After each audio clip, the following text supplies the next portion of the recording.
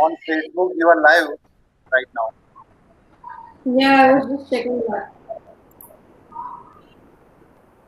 And within 2 minutes, I am making live the whole session.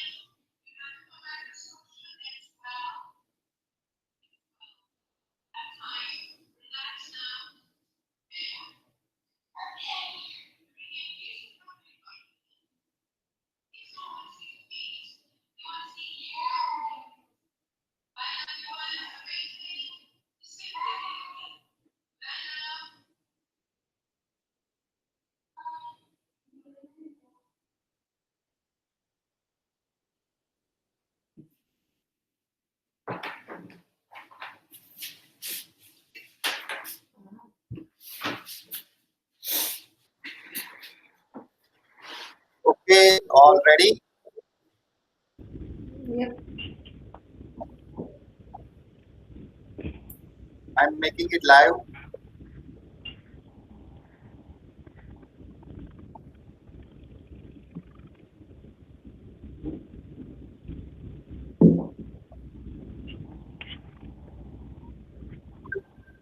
One, two, three, start. Hello, good afternoon everyone and thank you for joining today's webinar. Today we are presenting webinar on the future of work which is organized by Applied Science and Humanities Department of Parul Polytechnic Institute, Parul University. We will be running live question and answer sessions at the end of the webinar. If you have any questions then WhatsApp us on 70163902124 and 98980 38375. I would like to introduce today's presenter, Nahid Khan. She is a transformational mindset coach, master practitioner of neuro-linguistic programming Dubai. She is co-founder at FutureBits Dubai. She has also worked as a consultant to the Government of India and for various multinational companies. She helps people with a desire for success and willingness to create their reality. As a mindset coach, she empowers transformations in thought patterns and behavior to unlock the potential of human intelligence and optimize performance. We welcome you, madam. Thank you so much for having me here. Uh, shall we start? Yes, ma'am. We can start with the presentation. All right. Okay. So, more than a presentation, actually, this is a conversation that I would like to have with all of you who are here, who are listening to me, and who are present on this webinar. The topic that we've taken up for today's discussion is called the future of work. What is the future of work? What do you mean by this? I mean, we are talking to the youth, right? Everybody is in college and university with a dream, with some aspirations, with a vision of the future. What is that vision? What is it that you look for when you see yourself in the future? We talk about all of that, and we talk about how the changes which were already there. We already were in a transition period with the fourth industrial revolution. We were already transitioning to a workplace which was highly automized, wherein a lot of transitions we're seeing in the way work was done and the way we were doing things. A lot of innovations, a lot of creativity was already being seen in the work. Now, today, post this pandemic that we are all in right now, the changes have been even more than what it was before. Earlier, it was just based on the automation, and people were not willing to accept that. There were some who were not willing to accept that. There were some who were not looking at it from a very positive aspect.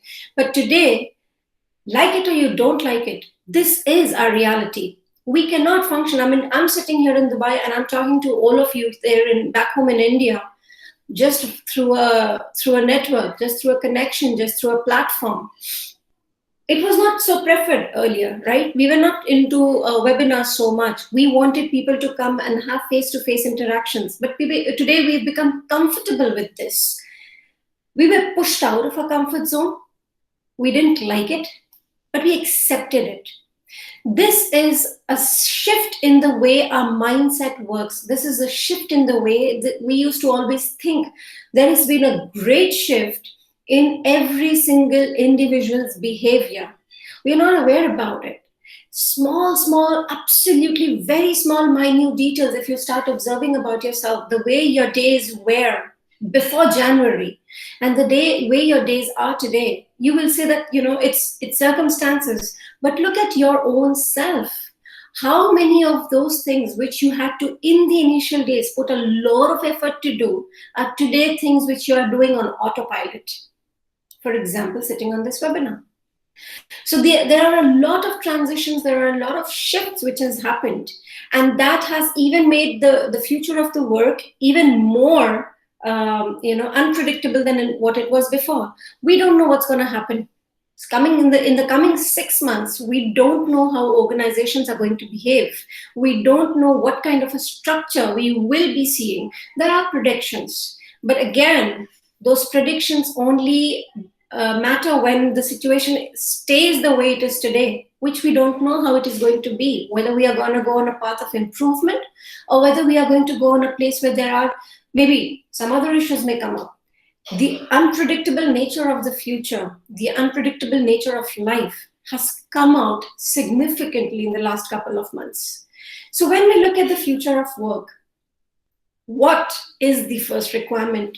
Based on what it is today, based on the fourth industrial revolution, we were anyways in the discussion where, technical qualification, just educational qualification is no longer enough to get you a good job or to give you a good future. What you need in the future was a balance between technical skills and value-based skills, or what we say, the human skills. See, we humans are super intelligent beings, but the fact is we believe that our intelligence needs a proof which was given by a mark sheet or a degree. Those mark sheets or degrees are basically proof that you've got the technical qualifications or know-how to do your work. But how you do your work, how you perform, what is your outcome is decided only by how you apply that knowledge. Application of that knowledge depends a lot on your behavior, on your mindset, on the way you think, on the boundaries that you set for your own thought process. So when we are talking today about the future of work, I will be talking to you about what is the mindset that is needed for the future of work, what are the skills that is needed for the future of work, and the talent that you need to become to be the leaders of the future. So I start with the mindset and we move on to what are the different mindsets or what is the transformation that we need in the mindset. We need to become agile. We need to become adaptable. We need to become flexible. We need to become people who are looking at, growth is not something which we step away from. Growth is something which we are proactively working for. We need to become people who are not, we can't predict the future, but we can start predicting the changes. It may not be 100% accurate, and it doesn't need to be. What the prediction is going to give you is your strength to deal with uncertainty. When we predict, we are not certain about something which is going to happen. We're just making predictions. That makes us flexible. That gives us the strength to look at the future and start thinking, maybe this is what's going to work out. Maybe this is what's going to happen. That gives me the inspiration to start being creative, to start thinking innovation, to start looking at things from a different perspective. And that is very, very important when we are looking at the future, when we are looking at the workplace of the future. Organizations need people more so today. They need people who are creative, who are innovative, and who have the power of critical thinking. We are not talking critical thinking only based on technical know-how, but we are talking critical thinking of technical know-how, now apply it to create, apply it, to do analysis through which we can come up with better ideas. How do we scale up? It's no longer just profit, it's growth. And growth is no longer defined by just profit. So what is it that you need to change? Because an organization or the workforce, the workplace of the future is all made up of humans. There's nothing in this world without individual human growth. So we need to look at, if we don't change, nothing changes in the future. So we need to start changing the way we look at things, the way we think about things, the way we are perceiving things, the way we are judging, the way we are creating biases. Everything has to give way. We need to start looking at, how do I create? How do I innovate? It is not that I'm telling you that don't go for a job and go and start something on your own. No. Because in the workforce also, tomorrow's workforce, people need individuals who have an entrepreneurial mindset. There is a huge difference between being, going and taking an entrepreneur course and starting an entrepreneur journey. But developing an entrepreneur mindset is something very different. It talks about being somebody who's looking at, who's accountable, who doesn't need to be told all the time that you need to do this after this, who takes the responsibility, who starts thinking on their own, who becomes responsible for their own growth, treat the organization as if it's my own. Sounds very cliche, but that is what it is. Your best comes out when it is no longer just a job, but it is something which you own. It is something where you lead your own performance. You don't need a person to come and tell you, your supervisor, your boss, your professor, to come and tell you, this is what I expect from you. Your expectations should be from your own self. That's something which you need to start, developing in yourself. You need to start looking at things, start predicting the changes, start being proactive. And you need to start questioning. If there are things which are stopping you today, if there are things which you feel that can't be done or doesn't sound possible, sounds difficult, what makes you say that? From where is that perception, is that judgment coming from? When we say transformational mindset, we are not talking something huge. We are saying very, very basic. And that is, start looking at things from a different perspective. It's as simple. Today, it's very easy for me to make somebody understand this. All of you who are sitting on the other side of your screen, if you raise your right hand, that's my left. Am I right? Am I wrong? No. Right and wrong are perceptions. Until and unless it's not harming anybody, it's not creating any kind of inconvenience to someone, it's a perception. What's right for you may be wrong for me, because it's based on my values, on my traditions, on the society that I come from, on the background that I come from. Diversity in the workforce is something which we will be now seeing more, because now people are going to be, connecting with somebody sitting in another part of the world and having them on the team is no longer an impossible task. It's just very much possible. And when we are looking at the future workforce, we are looking at an economy wherein you will have less of full-time employees and more of consultants, more of freelancers, more of people who are coming for projects. Transformations are already in the process. They are already in the system. So if you don't start questioning, what are my beliefs and why do I believe in something, it's not going to help you with, in the future, in the career that you would like to have for yourself, for your growth, for your development, for your success. It's a basic requirement today that you start looking at things from a different perspective. There are no boundaries. There are no walls. There is no thinking out of the box, because the moment I say think out of the box, your mind just created an image of a box. And we can never think beyond if we are looking at a box in our mind. So take a hammer, break down those walls of those boxes, whatever you have in your mind right now, whatever you're looking, break those walls down. Because when we are talking thinking, we are talking thinking beyond, we are talking looking beyond. I mean, what I can think, what I can imagine, what I read, what has been told to me, there is a there is a, much larger world beyond that. So I need to start thinking, what more, what more can be possible here? What more possibilities can I look at? What more can I create? What value can I add more to this?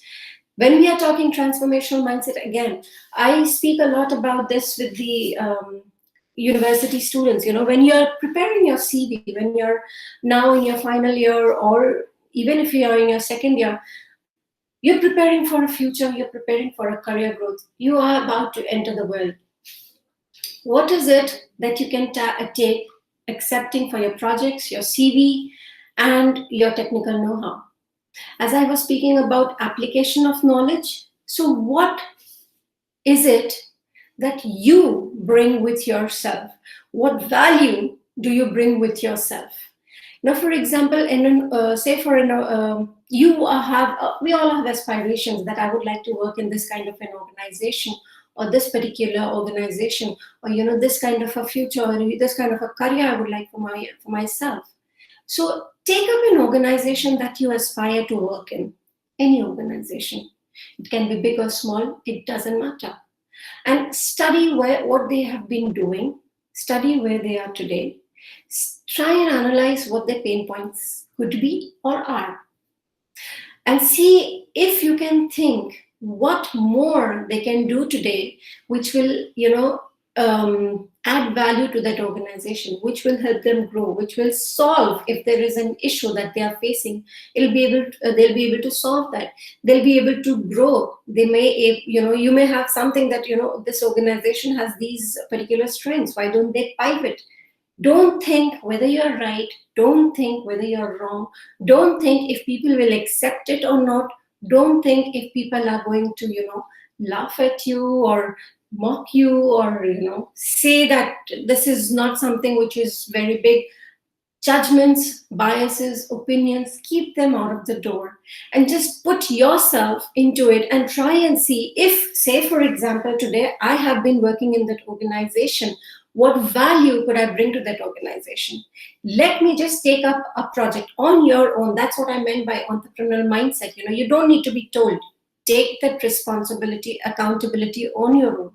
Pick up a topic, see what value you can add, see what you can create in that, and create it. Create it.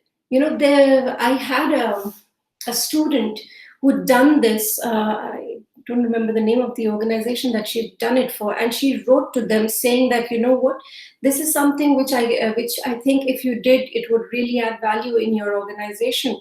And they wrote back to her saying that, we are really, really happy to see this. And they did give her a project, and she was a college student. They gave her a project to work on it, and it was a 3-month project, and she did beautifully. She learned real time how it was to work with an organization. She showed the characteristics of leadership.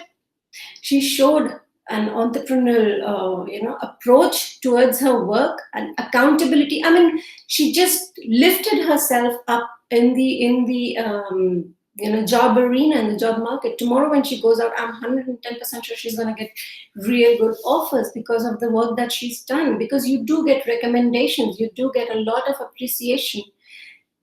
Try it. There's no harm in trying it. There's no harm in going beyond, thinking beyond. Let your creativity flow. Let your ideas come out. Let your innovative streak come out. The more you think innovative, the more innovative you become. And that's what the organizations are going to be looking for. They already started looking for people like that, and they'll be coming even more and more in the future. What are the skills, as I've just been speaking about this? So when we are looking at the skills of the future, we actually are talking about the very, very basic skills out here. But the approach to how you develop these skills is very different today. When we used to speak about team spirit, communication, confidence, earlier, we were talking about some training modules where we were developing or teaching these skills. Today, it's not about that. Today, when we say team spirit, it's not just about team building and team management. We are talking synergy. We are talking collaboration. We are talking synergistic collaborations. What do you mean by that? Everyone in a team brings value. I may be good at creative ideas. Someone else in my team may be good at putting systems and processes. Somebody else in my team may be good at convincing, talking. We bring synergy of our skills together. This is just the basic skills. When we go beyond, when we look at analytics, when we look at, somebody may be very good at creative problem solving and somebody may be very good at critical analysis. When you combine them together, you get a team which is highly innovative, which is highly creative, and which is very, very solution oriented. In the future, we are looking at people who have a solution oriented mindset. When I say solution oriented mindset, I am not saying that you need to be people who are finding solutions. Not at all. Solution oriented mindset people are people who look at possibilities, people who can create solutions, people who can create possibilities. I mean, we are not just looking at what is possible, but we are looking at what can I make possible. So we are looking at that kind of a workforce for the future. If I look at the classification, broad classification of skills that you need for the future, as I said, you need your technical qualification, you need your degree, you need your technical skills, you need your technical know-how, and then you need to know conceptual skills. How do I apply them? How do I put them into practice? So that's where you need to start doing a lot of project work. Don't just wait for it to be from your college. Take up on your own. Take up more real-time, industry-based projects. Look for problems. How do you get to identify these problems? Now, if you are aware of the concept of design thinking, that's a beautiful concept where you can apply here to learn conceptual skills. DT says that the problem is not always what we see in front of us. Go out and define what the problem could actually be, because what we see is just a perception. It may not be a real problem. So how do you go out and identify what the problem could be? In other words, we are talking about the unstated needs, the dormant needs that we are not aware that we have. When you can tap those unstated needs, you become the creator of a solution. Don't think that I'm saying something which is very, very high in terms of aspirations. It's not at all. It's talking about your individual value that you bring. And we humans are super intelligent beings. The only problem is that we don't believe in ourselves. We wait to become perfect. Let me first get this, then I will do that. It's good in some ways, because in some cases you need to stop and first become, like, you can't start driving without learning completely how to drive and getting a driving license. But when it comes to conceptual learning, that's a technical learning. Okay? When it comes to conceptual learning, if you have a concept, if you have knowledge, the more you apply, the more you learn, the more you grow, the more you can apply and get better at things. Adaptive skills is when I apply something and I fail, that does not mean that I don't have it in me to make it. That means I try it and I learn what does not work. So the next time I am in a better position to try better, to do better, to come out with a better technique. So that's a growth mindset that we are talking about here. People who have growth mindset, they apply, they fail, they learn, and they apply again. The learning never stops. You got to start being adaptive. The changes that we see today, the changes that were happening earlier, are not going to stop here. We're going to see more changes. Change is the only constant. So we're going to see more changes in the future, whether we are talking in terms of education, whether we are talking in terms of organization, whether we are talking in any case. I mean, AI, which is today an integral part of our life, is going to be much, much bigger than what it is today. We have a personal assistant. All of us have a personal assistant with us. How much do we actually utilize it? We don't. Open your Siri, open your Android phone. You have somebody who's waiting to work at the command of your voice. We have that in our hands. We may not be using it so much, but look at the kids who are in school. They are most of the time talking to these assistants, these voice assistants. They're asking questions. They are having conversations. I see this a lot. And this is another way for them to evolve. This is another way for them to explore. They are exploring knowledge. It's amazing to see where technology is leading us. So if we stop ourselves by saying, no, I would like to do things this way, or this is how I would like things to be, and I am not very happy in these situations, or I find it difficult to work like this, we are creating our own limits. The future is limitless. If I don't become flexible enough to say, if this doesn't work, so be it. I'll try somewhere else, something else. I'll try some other way or means of doing things. I am never going to give up.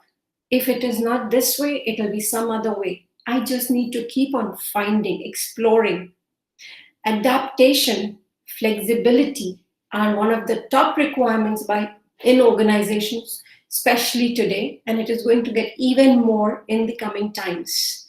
Say, we just had a research done by Gallup where we were studying about, the study was based on the work environment today, where people are working from home, and what is going to happen in the coming times. There was an interesting study which was done a couple of months back, where people, more than 50% of the people said that they would like to work from home. And this was before COVID. And when COVID happened, and 3 months down the line, today people, out of all those people who had replied, half of them are waiting to go back to the office because they didn't know this is what it's going to bring with them. Today when we are working from home, there are so many, I think the concept of self-discipline has taken, it's taken significance to another level, because if I am not, then I'll be either sitting on Netflix or finding excuses for not doing things. For example, I have the responsibility of, taking my kid through the online learning. I do too. So if I cannot in the morning work because I have to see my son's or daughter's schoolwork, I can definitely work once that is done. But I don't. What I do is I start making excuses, that this is not happening at this time. If I am working in an organization and there are meetings, I can definitely arrange for my child to be taken care of.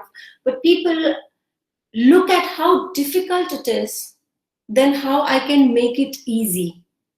Solution-oriented mindset people will look at how can I make it easy. Adaptive skills is about how can I make it easy? How can I make it possible? How can I do it better? So look at these skills for yourself. Don't just look at having technical skills. It's not going to make any significance in your CV, at least in the coming times. You need to add skills which talks about I have the adaptability, the flexibility, and the concept to apply these technical skills that I have. And there is a proof. This is the proof. So you need to think, how can I be creative with putting myself out there and showing myself as a leader, as a person who has an entrepreneur mindset, as a person who is forthcoming, who is accountable, who can be trusted. It's a very, very important thing for anybody who's looking to have a good future, a good career in the future.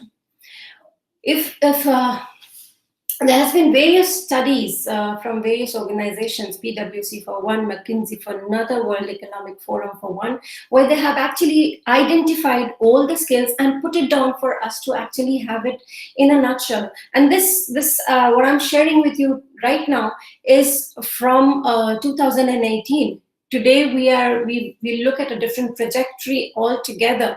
So this speaks about the top skills, and these top skills, if you read the reports from McKinsey, from PwC, you will find that this is replicated all over. In fact, if you talk to organizations, they are looking at these skills for the future. We are talking about complex problem solving. We are talking about emotional intelligence being absolutely at the top 3 skills which is needed in organizations today.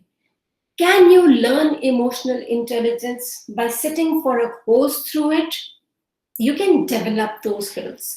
But to develop those skills, it starts with how you think about what do you understand emotional intelligence is. Is it only about having empathy? Is it only about having the skills to do active listening? Or there is a deeper purpose or a deeper meaning behind being emotionally intelligent?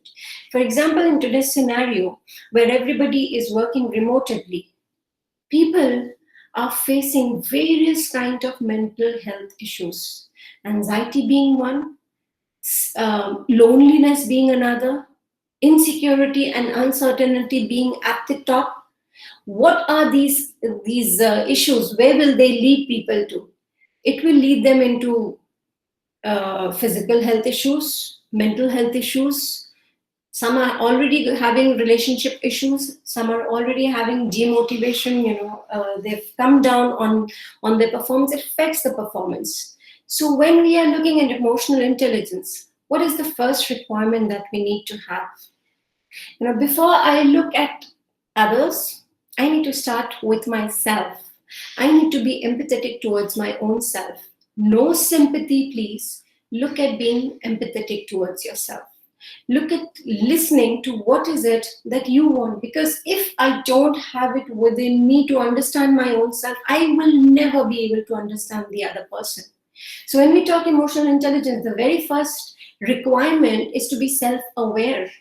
When you are self-aware, all of the other skills, emotional intelligence, decision making, creativity, critical thinking, collaboration, cognitive flexibility, all of these skills, to develop these skills, the very first thing that you need to develop is an awareness about who you are. What is it that calls out to you? What is it that drives you, that brings life to you?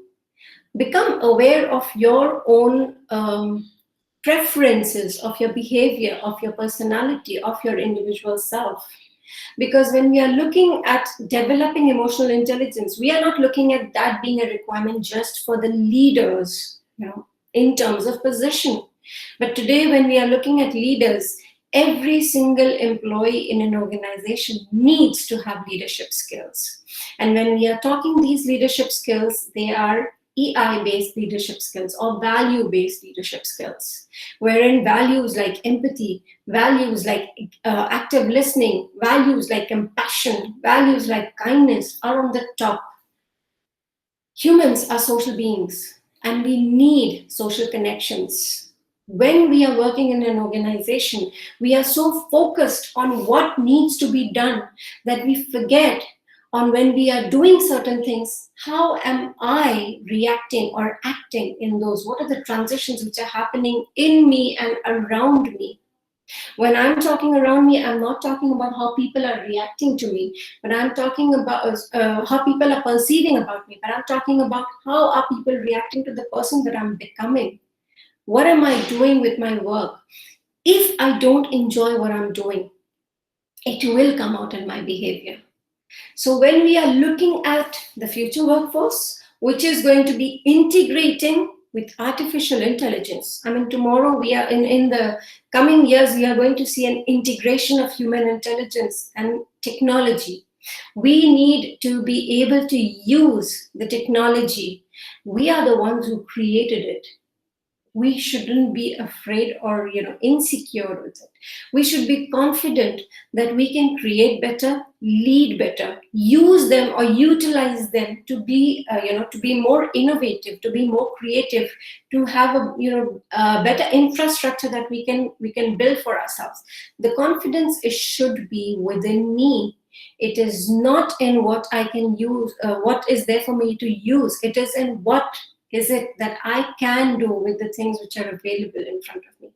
So having these skills, judgment and decision making, biasness when you are doing judgments and decision making, how are you doing your decision making? How are you making, prioritizing? How are you analyzing? A lot of creativity and innovation and critical thinking has to go in this. When we used to do problem solving earlier, there was a structured approach. Today it's all about brainstorming. And there are structured approach even to brainstorming sessions which are being conducted in organizations. And when you do brainstormings, the ideas which come out are absolutely phenomenal. So how much am I actually prone to doing these things? When I am doing them, what limits have I created around me that, beyond this, I will not be exploring, or these are the limits within which I have to function. When I become aware of those, or when I can look at all of these skills and how do I become, how do I develop these skills? Because these skills are the skills of which are needed by the future workforce. We will be having challenges. We will be having different kind of an environment when we go back. When we this transition from post-COVID, as I just spoke about the Gallup report to you. So people, those who wanted to work from home earlier, half of them say they want to go back to the office. What are we looking at in the future? Are we all going to go back to the office? Maybe in some cases, yes. But most of the organizations have realized that, working from home, my costs are less and my productivity is high. And that's happened. So what are they going to do? A lot of the organizations already, especially tech-based organizations, have already said, we are going to be like, for example, Shopify, Amazon, we're going to be working from home, and they have announced it till 2021. So till 2021, you're going to be working from home. And then post that also, there will be a decision on whether we are going to be full back on an office environment or not. Because organizations have realized that, sitting at home, your productivity is much higher than when it was before, number one. Number two, my talent pool is not just dependent on the people who are around or in the vicinity. Today, a person sitting in India can be employed by a person sitting in Denmark. And there is absolutely no need for the person to come to office. That's how we are evolving. The boundaries of employment are absolutely going flat. So where you can apply, anywhere in the world. Where you can be employed, anywhere in the world. There are no limitations anymore. There is, even when we come back to the normal way of working, creating the new normal, we are going to have a blended workforce. We are going to have people who are working from home, and we are going to have some who need to come to office who will be in the office. It's not going to be everybody in the office anymore. Not for all organizations, at least. Those organizations who are futuristic, those organizations who are looking at scaling up, those organizations who are looking at creating and innovating their space, which in today's day and age, most of the organizations are. They are going to look at a blended workforce. So where do you stand? What are the skills that you have that the workplace of the futuristic organizations or the organizations of tomorrow should look at you or your CV or consider you for employment? If you're looking at employment, if you're looking at creating something of your own, what is it that you have that you can, put in to innovate, to create? What do you see that can add value to the normal public today? What do you see which is a gap? How do you do a gap analysis? Is it only by doing customer surveys? No longer that way. When we are talking about design thinking, for example, the entire concept of survey has changed. How do you do a customer survey in a normal scenario, and how do you do it with DT? Completely different. It's an interesting concept if you look at it. And when you look at creating, you see the startup economy today. Most of the people who come out from universities, who graduate, they're not going for a job. Most of them are going to start something on their own. More than 70% of the people who are in universities and colleges, this was a worldwide study, they don't want to go into a formal 9-to-5 job. Now, whether that means that they are not looking at an employment, that is not the same. The answer is that we don't want a formal 9-to-5 job, because people have aspirations today. They aspire to do things. They aspire to do things which they love. They aspire to become somebody they've always imagined and dreamt of. So, am I going to get that when I'm going in a 9-to-5 job? Not at all. All I'm going to get is a paycheck, which again, in today's times, there is no guarantee for how long you'll get that. In earlier times, it was okay, you got a job, your life is taken care of, you have your gratuity coming in, you have your pension, you have your retirement plan, now you can focus on that. Can you say the same in today's day and time? Can you say what is going to happen in the coming times? We have no idea how unpredictable future can be. We don't need to. We don't need to start predicting what is going to happen. We need to start predicting what opportunities are these uncertainties creating. And those opportunities are things that you need to start looking at. Where can you add value with the skills that you have, with the talent that you have, with the value proposition that you bring? Somebody may be fantastic at creating solutions for very, very basic human needs, human problems. Like for example, today, all of us, we are banking a lot on the online delivery of grocery and basic items. Do you think there is a scope of improvement in there? And I'm not just talking improvement in terms of timely delivery and maybe payment ease or products, but I'm saying, what more than just what exists today in the online delivery system? What more do you think can come up in there? When I actually sit down and apply, do a little brainstorming, look at ideas which are absolutely impossible. What I say, the crazy wild ideas, because those crazy wild ideas are your imagination, your creativity at best. Bring them out. Don't ever, when you are having an idea, when you're generating ideas, don't try to put them in possible or not possible labels, right or wrong right labels. Ideas are ideas, period. They are not wrong, they are not right, they are not difficult, they are not possible, they're just ideas. So when you sit down to generate ideas, just generate ideas and then start working on them, start analyzing which you can apply, which you can't, because what our thoughts are limited. We have been conditioned that way. It's not something which we did it consciously, but it happened unconsciously, and that is absolutely normal. That's how the mind works. That's how human beings are. We've been conditioned right from childhood because we needed it. We were not born with the knowledge of how to walk. We were taught by our parents. They held our hand and they told us, okay, start walking. They held us up. The body did the function. That was a motor skill, so we did that automatically, but the fact is that we needed somebody to lift us up and hold us to do that. We didn't know what was hot till the time our parents didn't shout, that's hot, don't touch it. So we needed that guidance, but we learned from experiences.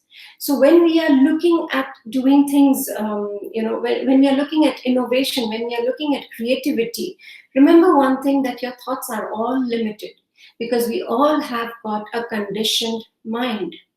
Once we become aware of that, okay, how do you become aware?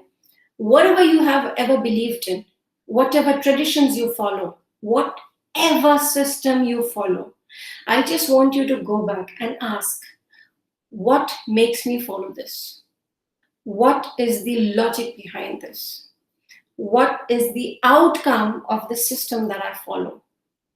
Where does it come from? When was it started? Why was it started? When you start questioning your own beliefs, you will be able to identify whether it is limited or whether it is something which you have created on your own. And if you've created on your own, what is the bias or the basis of that? Until and unless we don't become aware of our own thought process, we will not be able to be creative. We will not be able to innovate. We will not be, able to ideate, because we will be doing that within that box of what I believe is possible. What is possible is so beyond that. So start looking at the wider picture. Start, throwing away judgments and biases from yourself. What is, what you may think right may just be a perception. So start questioning. Without questions, there can be no transition. And when we are looking at the future organizations, we are looking at people who question to find answers. You don't just to questions to find more questions. We are not just looking at answers. Stop looking for answers. Start looking for what more questions can I ask in this? What more can I look for in this? What more possibilities are there in there? Start looking for questions, because those questions are where from the ideas are going to come. Stop looking for answers, start looking for possibilities. Because the moment you look for answers, you look within the box. The more you look for possibilities, you're looking beyond the box. You're looking outside at the horizon. There are innumerable possibilities for you in the future. There are innumerable possibilities which are coming up, in the workplace of the future. If you don't start asking what value can I create, you will be way behind than the people who will be leading the future. Say, for example, how do you do this? How do you find those questions which will make you create that value? Find your why. It's very simple. I don't know if you guys know about Simon Sinek. If you don't, please do. Go ahead and follow him. He's written a book called Start With Why. And that is the basis, not just for organizations, but I think for every single one of us. Why do we do what we do? I mean, why are you studying, for that matter? Is it just to get a degree? Is it just so that you get that qualification? And what after that? What is that qualification going to get you? There are a lot of people, students that I've coached, who've come to me, after completing engineering, saying that they would like to start a business. And they would like to go for an MBA. So what was the reason behind doing engineering if that is not what, and the business and the MBA is not at all connected with engineering. It's completely different. Marketing, human resource. So what was the point of doing this study? Why didn't you go for a business study? Just a question. Nobody said that to do an MBA or to do a marketing job, you can't be an engineer. You definitely can. But just asking the question, why did you do this qualification? And the answer was that because everybody said that this is a qualification which will add value to me and give me something that tomorrow, if nothing works, I can always get a job as an engineer. Should that ever be a reason for your education? Should that ever be a reason for you to do anything in your life? What others believe? Or should it be what I want to learn, what I want to create, what I want to have in my life? What is your why? Why do you do something? Why do we eat food? Is it because we love eating, or is it because food is a necessity for the body to survive? It is a necessity wherein we get the minerals and the vitamins from it. That's why when I eat food to stay alive, but if you eat junk food, you're gonna start having health problems. So you need to have the food that your body needs. You need to have the minerals that your body needs. Similar thing with your purpose. Why do you do anything in your life? What is the purpose of your work? If it is just to have a good job, it is just to have security, in a couple of years' time, you're going to start getting into a monotonous routine. You're not going to be happy because there'll be nothing exciting in your day. There'll be no excitement in your life. You will just get up, go to office, come back, sit with your family, have dinner, go to sleep, get up, go to office. On the weekends, spend time. I mean, that's like a mechanical life. How many of us are willing to do that? And close your eyes and see yourself doing that for the next 20, 30 years. Does it appeal to you? Do you like that? But when I have a reason for the work that I do, why am I sitting here and talking to you? Is it because I love to talk? Not at all. But my work has a purpose. There is a reason why I'm talking to people, why I'm asking them to ask questions, why I'm telling them that you need to think beyond. And that reason is we all have been born with so much of potential. When you are able to realize your own potential and you look around, you see people functioning on much lower levels than what they can, you want to go out there and help them. You want to make people understand that, you know what, there's just one thought which stops you from excellence, from becoming superior, from becoming the person that you have probably never imagined yourself, because you always thought that's not for you. So how do you go beyond that? It's all here. I mean, when I worked in the last 17 years that I've been working, every single case, every single person that I've coached, every single organization that I've worked with, including, I've worked with the State Bank of India, where people have been for years. They are loyal people. They love their work. But finding that why was what was missing. This should give you an example. When I was working with State Bank of India, and I joined there as a training head, and my region was in the bottom 10 at the country, because people didn't know. I mean, there was so the time when I joined in, they had launched insurance products and mutual funds, so they wanted to give the customers additional service which they were going out of the bank to get. So they said, why not get it from the bank itself? And that was a fair idea, because we had really good customer base and people who were really loyal to us, and we were in the service industry.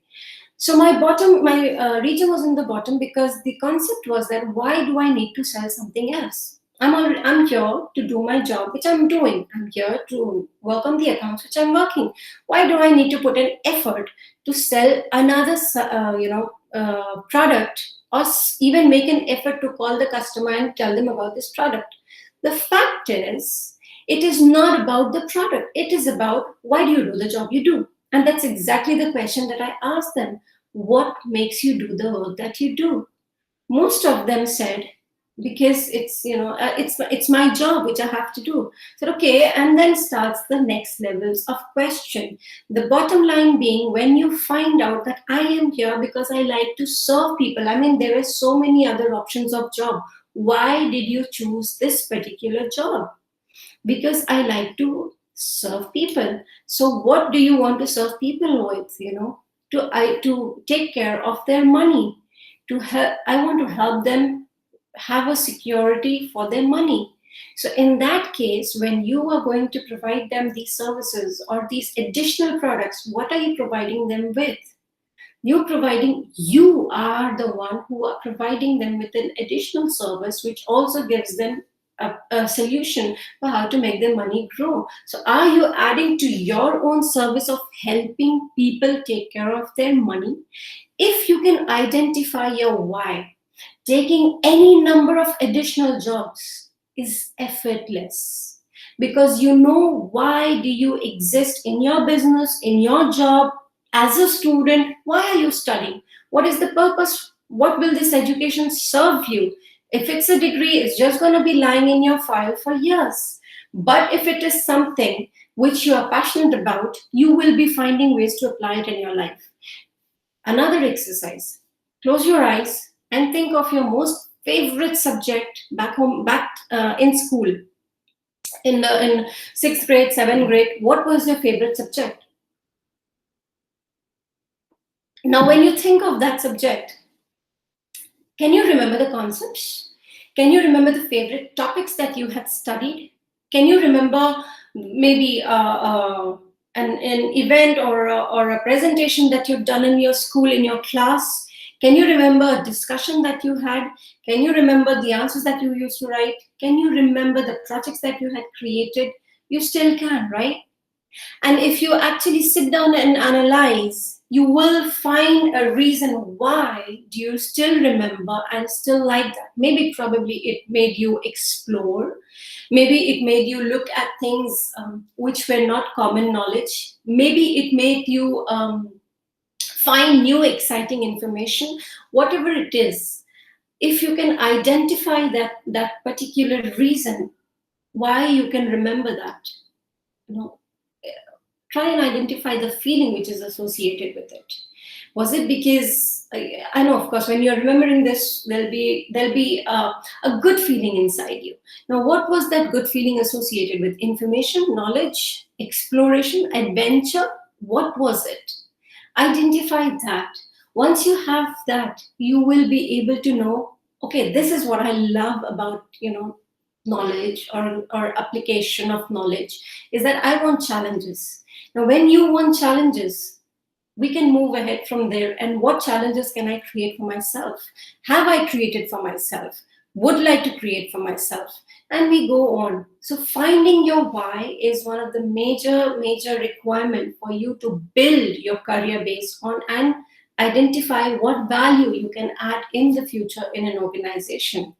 When it is your work, and if you know your why, if you can know why you do what you do, you will then be able to understand what are you passionate about. Are you passionate about helping people, or are you passionate about giving them a service? There is a difference between helping people and giving them a service. So what are you passionate about? Until and unless you don't know what you're passionate about, it's very difficult for you to actually start enjoying what you do. And if you're not enjoying what you do, your growth will stop. Your creativity will stop. Your innovation will stop. So what are you passionate about? Aligning your passion with your purpose and applying it in your profession is what we are talking about when we talk about the workforce of the future. What is your purpose? What are you passionate about? We are not talking, I'm passionate about engineering or meteorological science, or I'm not asking you to put it in the category of the education that you are in. But I'm talking about passionate about, finding new things, exploring new places, exploring that, or creating systems, creating processes. I'm very passionate about sitting down and making things into, putting an organized structure for things, making, I'm very passionate about connecting with people. I'm very passionate about, being amongst people and sitting, being surrounded by people and serving them. I'm very passionate about doing a lot of research, finding out if something exists, what is the purpose of its existence, where does it exist from, going deep beyond and looking at the pictures on a different perspective. What are you passionate about? What are you passionate about? Are you passionate about creating music so that people can enjoy? So because you enjoy it? Are you passionate about painting, coloring because you love those colors and they bring a purpose in your life? What are you passionate about? Until and unless you don't know what are you passionate about, you will look at jobs from the perspective of just a source of income. And that's not how the future workforce is looking for people. We are not looking for people who come to us just because they want to earn a source of income or a means of income. We want people to come to us who are passionate about what we are doing. And they want to work with our team because they share the same passion. And the purpose is that, the mission of or the vision of the organization is aligned with their individual purpose. All these alignments create for you the place which becomes the place where you grow, where you prosper, where you flourish, and with you flourishes the organization, grows the organization. An organization is made up of people. If the people are not aligned with what the organization stands for, there is going to be no growth for you or for the organization, and people are not going to keep you there if you are not adding value. And we are not just talking in terms of numbers anymore. Please mark my words. Nobody is talking in terms of numbers anymore. Your numbers will come if you have the skills and the talent.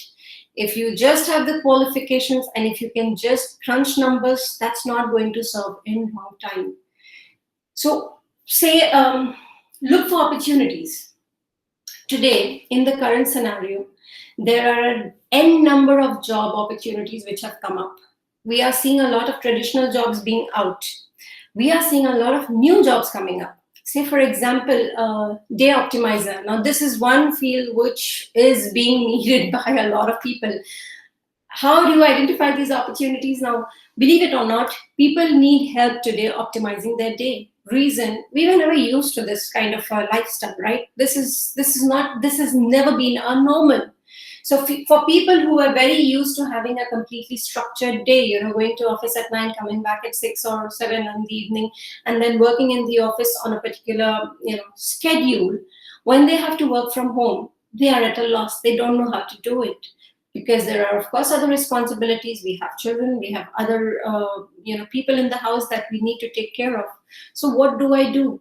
How do I optimize my day?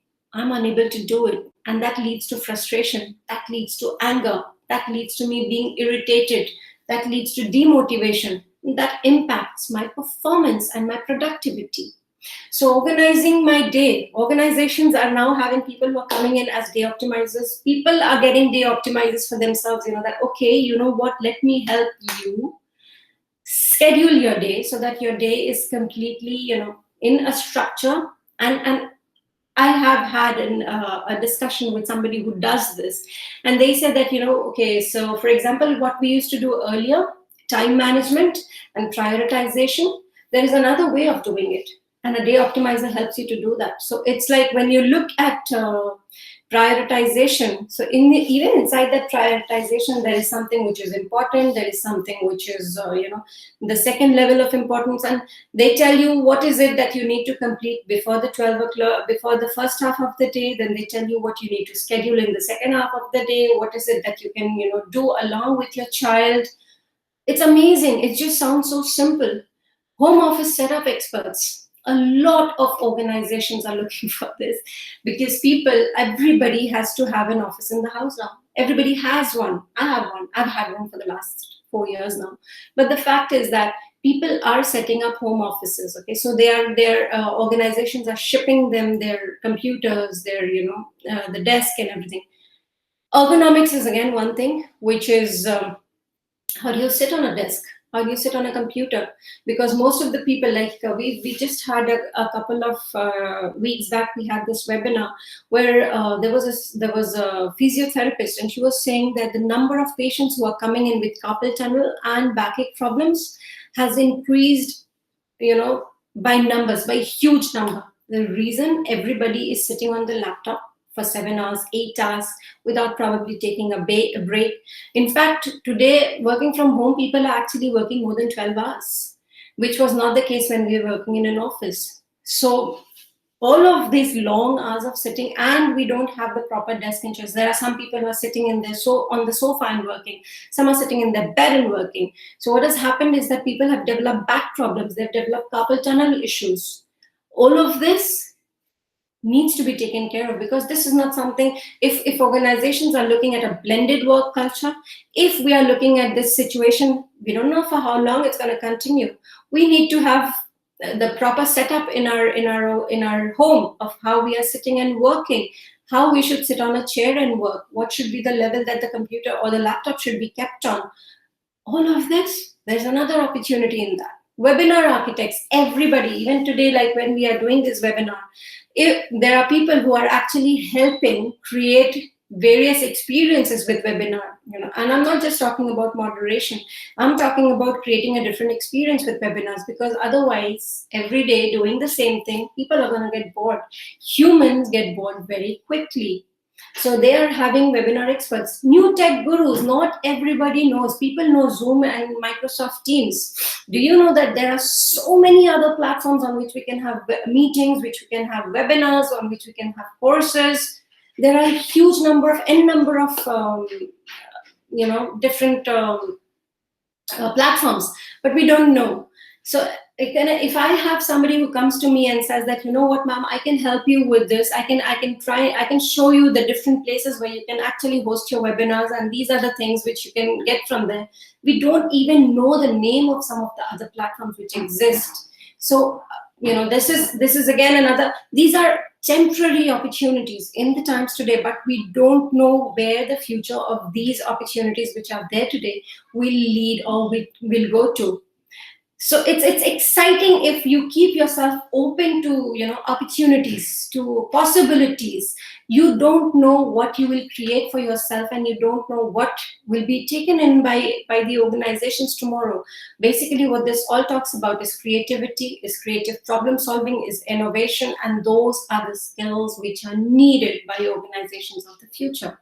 So looking at these opportunities, what can we predict the workforce of the future? The skills that are needed by the workforce of the future. We need flexibility. We need creativity and imagination. Organizations want people who are innovative, who have creative problem-solving skills, who are critical thinkers, who know how to integrate human intelligence.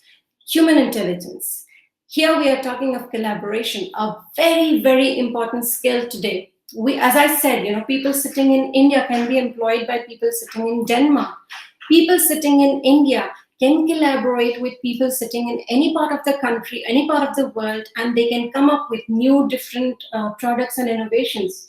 I'm in Dubai, and I have a co-coach who's in Stockholm, Sweden. We've been talking for the last couple of weeks. We've been doing a lot of webinars together on leadership behavior, and we are coming up with a completely new, different type of masterclass course where we are talking about the conscious leadership.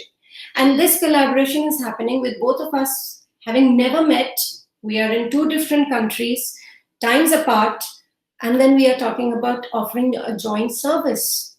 So this is how the world's going to look at, and we're not the only one. There are n number of people who are actually doing such collaborations, collaborating on strengths, collaborating on values, collaborating on innovations. There are so many different ways of looking at collaboration today. Then we are talking about leadership. And this is something which today has actually moved beyond just position-based leadership.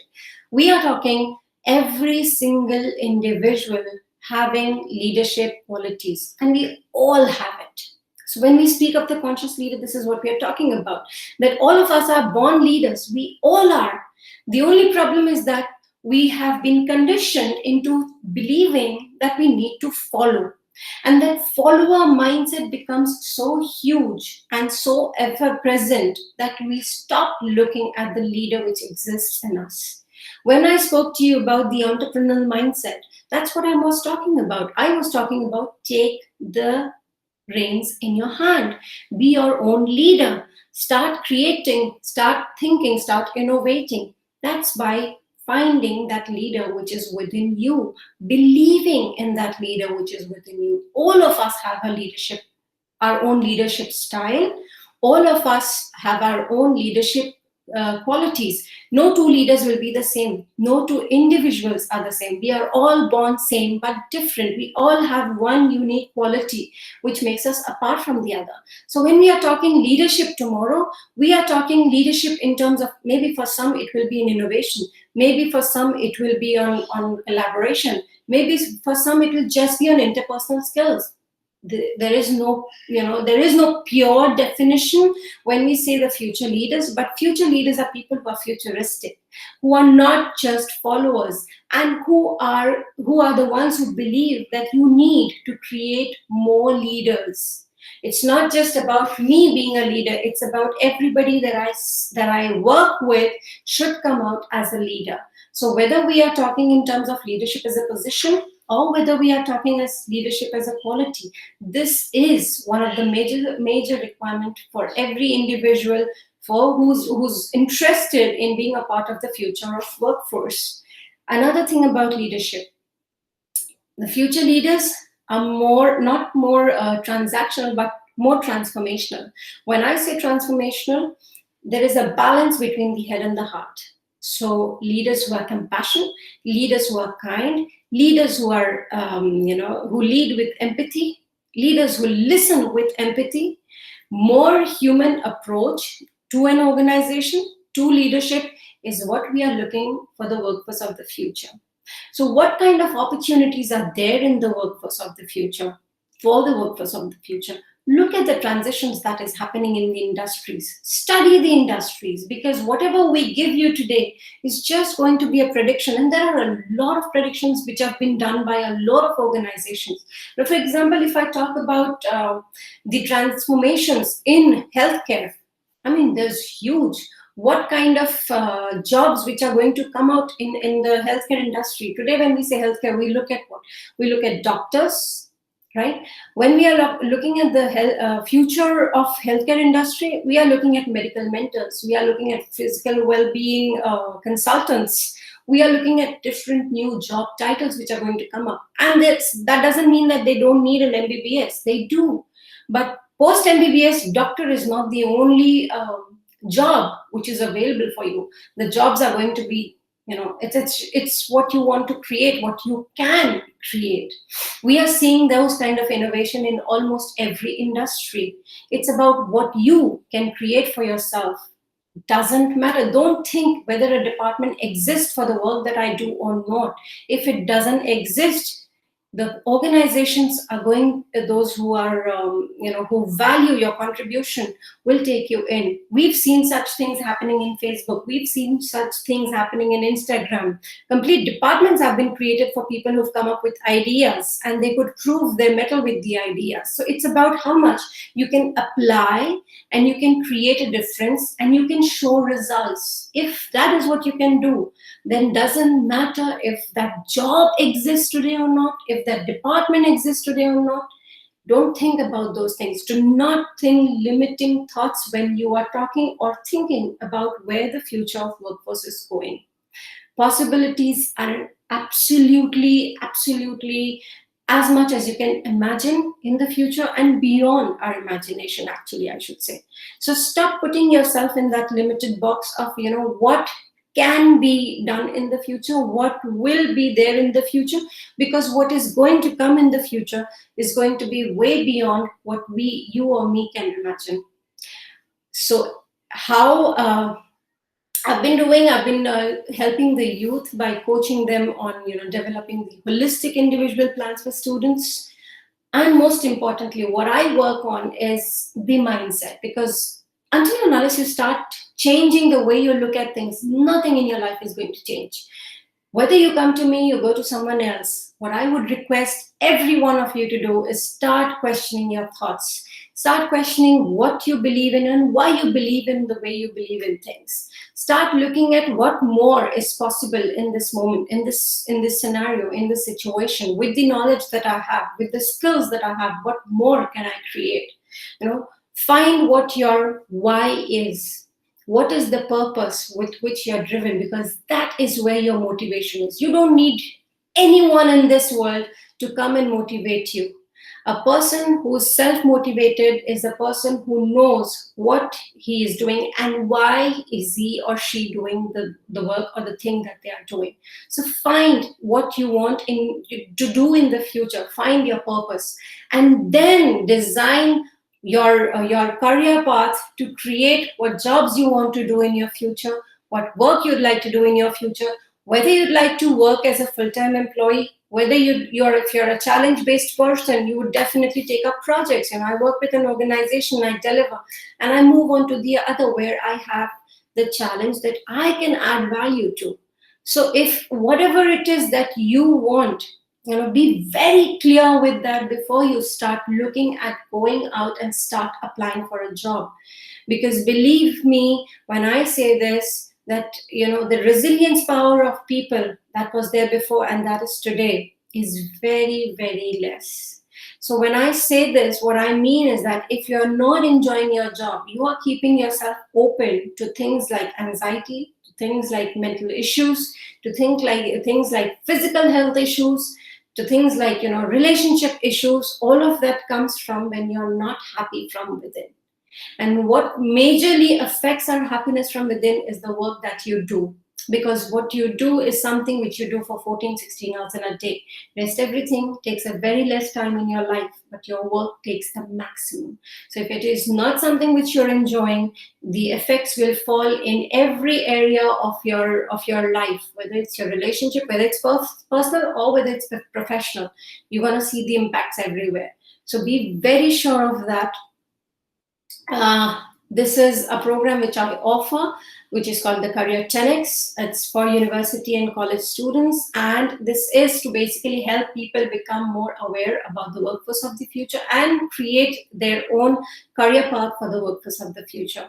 You can connect with me to know more about this, and I'm open to questions. Please connect with me. This is my Instagram handle, and I'm more active on LinkedIn. So I request that all the students who are here on this platform today, please make your profile on LinkedIn and start connecting with people who belong to the industry, or who represent the profession, or the topics that you're interested in. Because you know what, just your education based information and learning is not enough for the professional world. You need to start interacting with professionals and keep a finger on the professional industry, professional know-how, what's happening. Yes, you connect with professionals, you talk to them on webinars when they come for lectures in your college, in your university. But when you are on a platform like this, and most importantly, LinkedIn is a very good place for you to be picked up for jobs. So if you can create value on LinkedIn, if you can show the value that you add, or that you carry, you will be in a better place, in a better advantage to be in terms of the future careers. You will be in a better place for a job opportunity. So start, and it's a fantastic platform to learn from. So start making a profile there and connecting with people. You can come to me, and if you would write to me, I would definitely give you some kind of recommendations of who are the people that you should connect with. And with this, I'd like to end today's topic. And now be please open to discussion, because as I had said in the beginning, that this is not a presentation, it's a discussion that I'd like to have today. So I open the forum for question and answers, and thank you so much, Hemal, for having me here today. It was a fantastic pleasure to speak to all of you. Thank you. Thank you, ma'am. Thank you for this lovely session. And there are two questions. One is, what are some of the key strategies that we need to keep in our mind to achieve our goal? Key strategies that you need to keep in your mind to achieve your goal. As I said, please be very, very sure of what is your purpose. When you are doing goal setting, what is that based on? Is it based on aspirations in terms of what you define as success? Because the definition of success is very different when you actually look at it from an inner point of view. People usually have this definition of success, which is based on the money they make, or the kind of lifestyle they've created for themselves, or the achievements that they get in their job. But success is beyond that. Success is what you see yourself, in which position do you see yourself. So once you can identify what your why is, you will be in a better position to actually design strategies for your own success. And most importantly, look at who you are. You look at your behavioral preferences. Every single one of us has behavioral preferences. I don't like to sit and create too much of strategies and too much of systems and structures. Yes, I do love to do that when it's something which is challenging to me. When something I'm creating, I'm innovating, I definitely love to sit and make a system and a process. But when it is something like give me accountancy work, I'm just bored out of my mind with that. So that's something which I would request. I have a person who's fantastic and who's passionate about doing numbers. So I get that person to start doing that work for me. So it's about, as I had spoken, it's about creating synergies. How do you create your synergies? That's where you need to work upon. Okay, ma'am. And the second one is, does the social media play an important role for future of work?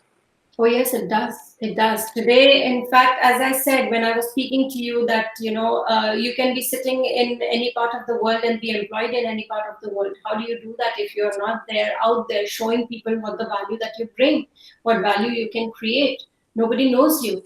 So it's not if you send your CV to someone that you will be employed, but people need to know what you are doing, what you're good at, why you're doing it, and what value you can create for you to be taken in by anybody. And yes, so social media is definitely very important.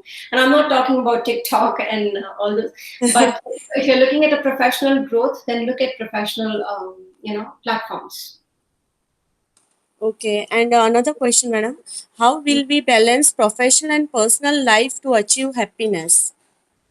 Happiness is a state of It mind. is, yes, it is asked by one of our professor, Mansi Shah ma'am. Mhm. She has asked this question. Sure, Mansi. Thing is, happiness is what you believe makes you happy. So if you believe that I need to have this kind of a success in my professional life to be happy, or I need to have these things in my personal life to be happy, I need to have peace and quiet in my life to be happy. Now, as a mindset coach, this is where I work with people. So I'd be happy to have a conversation with you, Mansi. But to answer your question, happiness is a state of mind. So if you think you're happy in your personal life right now, you're happy. But if you think that there is a misalignment of, you're not probably, maybe rephrase the question and say, I'm not able to give proper time to my personal life. I am not able to, give the equal amount of importance and, significance to both my personal and my professional life. And that is impacting my performance. Probably that is something which will make it even, make it easier for you to find a solution. The problem with us is that the question that we ask ourselves do not point us to the right answers. So now when you asked me that, how to be happy, be happy. What are you waiting for? You have to be happy in wherever you are, and you can be if you want to be. But if you look for things that, okay, I will be happy when this happens, then you will always be looking at, oh, okay, well, because once this will happen, then something else will come up. So you'll never be able to find happiness. Happiness is within you. You don't need to have a perfect scenario to be happy. Perfect scenarios do not exist. So finding that balance between your personal and your professional life, well, that's something which you can do with the help of prioritization and time management. We can help you do that. There are a lot of things, a lot of tools which are available which you can use to, find a balance between the two. Number one. Number two, whatever happens in our life, we choose it. So today, if there is a disbalance between your personal and your professional life, that's because you chose it. You've made the decisions which have created this imbalance. How did you make those decisions and how do you need to correct them? I know it's not, when I tell you this, you will say that, what are you speaking about? It's, I didn't do it. It's the work which is there. It's the circumstances which is there. Problem is, all our problems in our life are based on how we react to them. There will always be circumstances, there will always be situations, there is always going to be a change happening around us. How do we react will define whether we are happy, whether we are sad, whether we are anxious, whether we are angry, whether we are frustrated, or whether we lose the balance between who or what matters to us and what are we doing. Thank you, ma'am. Thank you so much. We have covered all the questions. And No thank problem. you very much for giving us your valuable time, ma'am. No problem, Vaishali. I hope it added value to the students and they can definitely connect with me. I've shared my contact details. So if anything, I'd be happy to help. Sure, ma'am. Thank you very much. Yes, thank you everyone for joining today's webinar. I would like to thank our HOD, Mr. Hemal Patel, sir, the HOI of our institute, Professor Jatin Vaidya, sir, Academic Director, Dr. Mahesh Bhatt, sir, and President of our university, Dr. Devanshu, sir, for motivating and supporting us continuously. Thank you. Thank you so much. Thank you, madam. Thank you.